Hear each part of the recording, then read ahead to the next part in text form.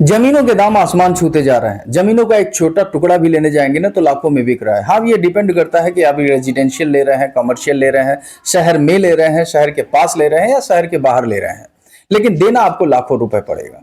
अब जमीनों के इस बढ़ते हुए दाम का असली वजह क्या है? क्या वास्तव में जमीनों के दाम बढ़ रहे हैं, या क्या वास्तव में जमीनें कम पड़ रही हैं जिसकी वजह से दाम बढ़ रहे हैं, या इसकी असली वजह कुछ और है? चलिए इसी वीडियो में हम इसको गहराई से जानते हैं। देखिए, जब हमारा भारत देश आजाद हुआ ना, तो जो ज्यादातर जमीनें थी वो जमींदारों के पास थी, सेठ साहूकारों के पास थी, राजे रजवाड़ों के पास थी, जो पुश्तैनी उनकी चलती चली आ रही थी और इन पर उनका कब्जा भी था और ये चाहते भी थे कि आजादी के बाद भी जमीनें इनके पास ही रहें।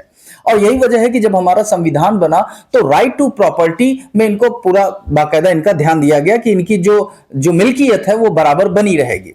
अब इस जमीनों पर खेती होती थी जिस पर काम करते थे खेतीहर मजदूर, लैंडलेस फार्मर, यानी कि ऐसे किसान जिनके पास खेती जमीन नहीं थी, मधुआ मजदूर, जैसे सेठ साहूकार के पास बाप ने कर्ज लिया, जमीन को रेहन किया, गिरवी रखा और नहीं छुड़ा पाए, तो ये होता था कि अच्छा उस जमीन पर बधुआ मजदूर की तरह आप काम कीजिए। तो यही लोग इस पर काम करते थे। इसका मतलब साफ साफ ये है कि खेती खलिहानी का जो स्वामित्व था इन बड़े अकूत दौलत वाले लोगों के पास था। इनके पास पावर भी थी, शक्तियां भी थी, ये लोग, जैसा कि जमींदार, सेठ साहूकार और राजे रजवाड़े।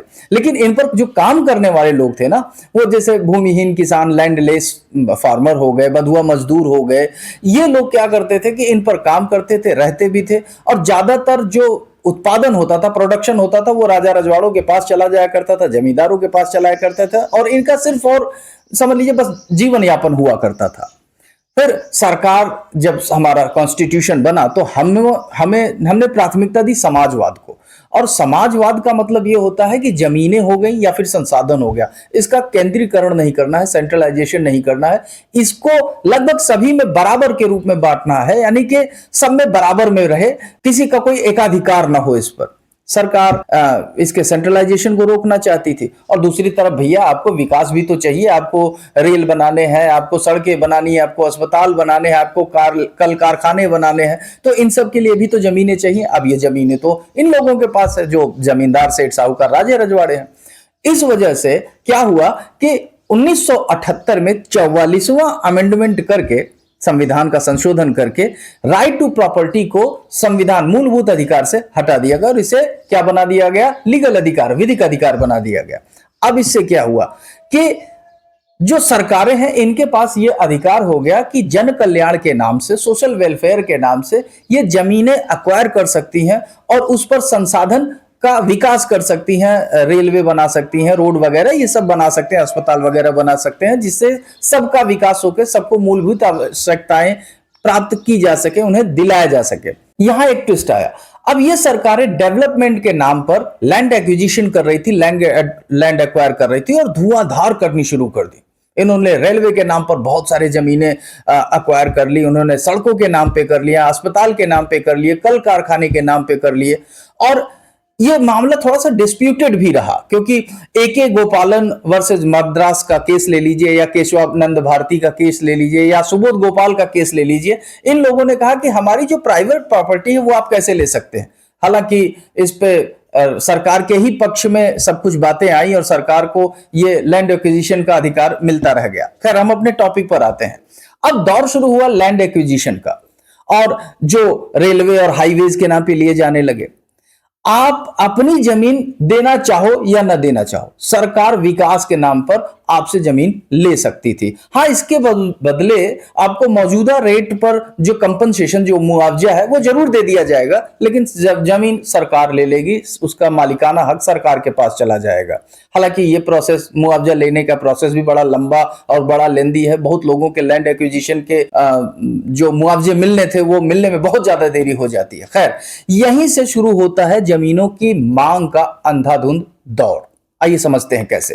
देखिए भाई, कल कारखाने लगेंगे या हाईवे बनेगा तो उसके आसपास की जो जमीनें हैं वहां पर घर, दुकान, मकान की मांग भी तो बढ़ेगी भाई। लोग वहां आकर रहेंगे, आसपास के लोग रहेंगे। जैसे अगर हाईवे चला गया तो आप वहां दुकानें बनाएंगे कि भाई दो चार लोग आएंगे, चाय पानी नाश्ता करेंगे, तो उससे आपका जो है बिजनेस डेवलप होगा। तो वहां पर कमर्शियल प्लॉट भी बिकेंगे, वहां पर रेजिडेंशियल प्लॉट भी बिकेंगे, वहां पर दुकानों के लिए भी लगेगा। कल कारखाने लगेंगे तो उसमें काम करने वाले लोगों को आसपास रहने के लिए घर चाहिए, तो रेजिडेंशियल प्लॉट भी बिकेंगे। भाई घर खरीद लो आप। रेलवे में है तो रेलवे के आसपास, भाई रेलवे स्टेशन के आसपास जमीनें बिकेंगी।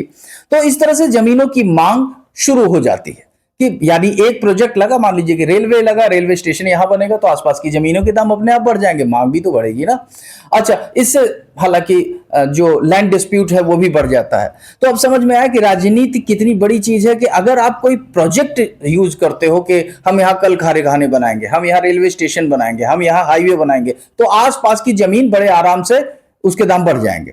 अब जिनको इस प्रोजेक्ट के बारे में पता है वो पहले ही जमीनें सस्ते दामों पर खरीद लेंगे अगर मिलती हैं तो, क्योंकि जैसे ही हाईवे पास होगा, ये सब पास होंगे, जमीनों के दाम तो अपने आप बढ़ने हैं और यहीं से प्रॉपर्टी डीलिंग और प्रॉपर्टी का गेम शुरू हो जाएगा।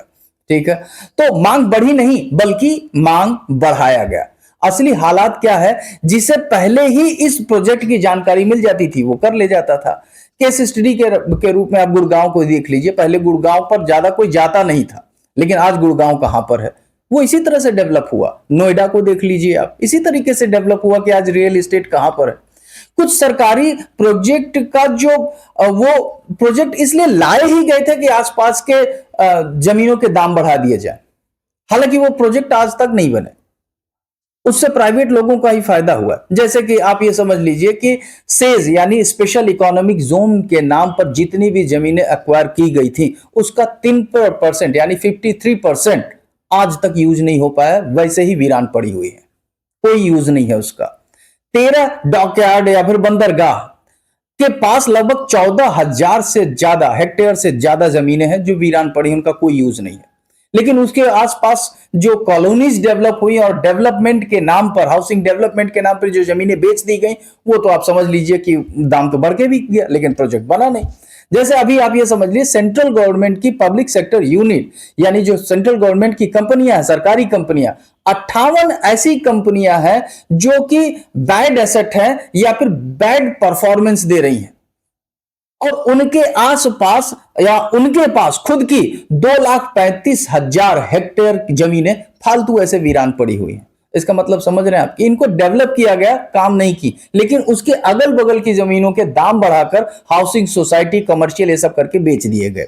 मतलब साफ है कि ऐसे ही प्रोजेक्ट इसलिए लगाए जाते हैं कि आसपास के जमीनों के दाम बढ़ जाएं। लेकिन इस लैंड पॉलिसी में भारत का जो लैंड यूसेज है ये बदल दिया। अब हमें एग्रीकल्चर लैंड की बहुत ज्यादा जरूरत है क्योंकि फूड सिक्योरिटी और फूड डिमांड को देखते हुए जो बढ़ती हुई पॉपुलेशन है, भाई किसानी खेती होगा, प्रोडक्शन होगा तभी तो खाना पीना मिल पाएगा।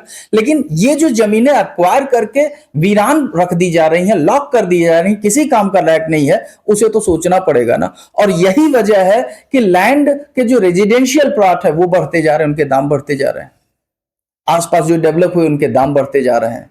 और हालांकि गवर्नमेंट लगातार इस पर प्रयास कर रही है और अब एक लैंड बैंक बनाने की कोशिश कर रही है, यानी भूमि बैंक, जहां पर ऐसे लैंड की पूरी जानकारी होगी और उन्हें पता होगा कि हमें इसका क्या करना है।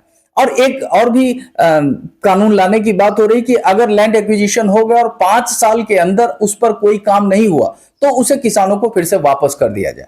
अब देखना यह है कि ये सरकार इसको किस तरह से इंप्लीमेंट करती है। मेरे ख्याल से आपको इस वीडियो की जो हम समझाना चाहते हैं वो समझ में आ गया होगा। मिलते हैं अगले वीडियो में, तब तक आप अपना ख्याल रखिए और अच्छा लगे तो प्लीज इस वीडियो को लाइक करें, शेयर करें और चैनल को प्लीज सब्सक्राइब कर दें। मिलते हैं अगले वीडियो में, धन्यवाद।